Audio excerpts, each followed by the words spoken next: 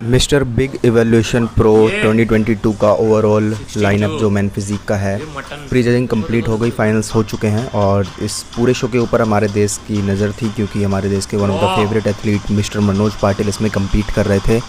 Last पिछले 2 shows से इस शोज़ का अगर हम कंपैरिजन करें मिस्टर मनोज पाटिल का, तो बहुत अमेजिंगली उन लोगों ने जो ग्रोथ करी है, जो कि पिछले 2 शोज़ में सैम भी खेल रहे थे, वो भी ग्रोथ करते हुए जा रहे थे अपनी कंडीशनिंग में भी, अपनी फुलनेस में भी। वही ग्रोथ हमने मनोज पाटिल में भी देखी कि मनोज पाटिल पिछले शो से इस शो में बहुत ज़्यादा हार्ड और ह्यूज दिख रहे थे। पीक हिट करना उनका अब प्रिपरेशन के साथ साथ, अब वो भी एक पीक हिट करने के साथ एक जो वे होता है कि पीक ओवरलोडिंग की तरफ ना चली जाए, उसमें उन्होंने मास्टरी हासिल करनी शुरू कर दिया है।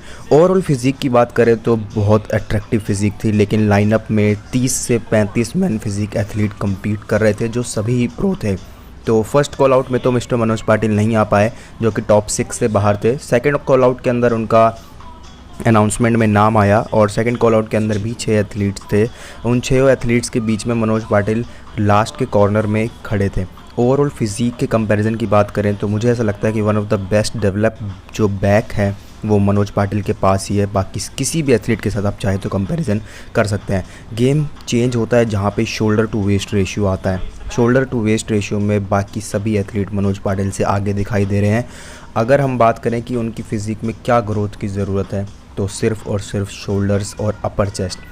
एक ऐसा फ्रेम उन्हें अपर बॉडी का चाहिए जिससे कि उनकी जो वेस्ट है वो नैरो दिखे। उनका आर्म इतना स्ट्रॉन्ग है कि आर्म्स के सामने शोल्डर छोटे दिखाई दे रहे थे।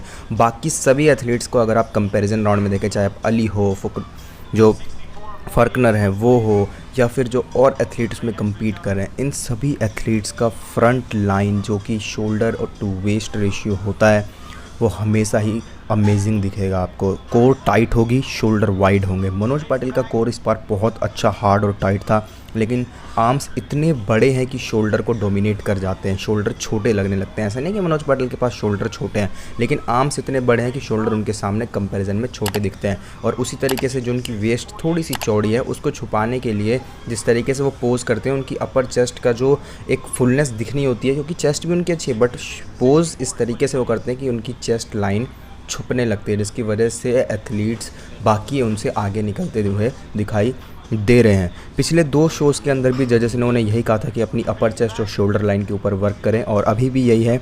बट ये है कि शोज़ के अंदर सेकंड कॉल आउट में आने का मतलब है कि जजेस उनकी फ़िज़िक को प्रेफरेंस देते हैं।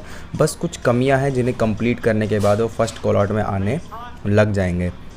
ओवरऑल फिज़िक की बात करें तो मनोज पाटिल ग्रोथ करते हुए आ रहे हैं, और आप सभी जानते हैं और हम भी जानते हैं कि मनोज पाटिल की फ़िज़िक का जो पोटेंशियल है वो बहुत अच्छा है। और बात करें ग्रोथ की तो उनकी जेनेटिक फ्रीक में आते हैं, वो हमारे देश के one of the best athletes में से। तो ग्रोथ तो वो करके आ जाएंगे। इन 3 शोज़ ने मनोज पाटिल को बहुत अच्छा एक्सपीरियंस और बहुत अच्छा नॉलेज दिया होगा कि क्या उन्हें गलतियाँ हो रही हैं, क्या उन्हें सही करना है और कहाँ कहाँ ग्रोथ करने की ज़रूरत है।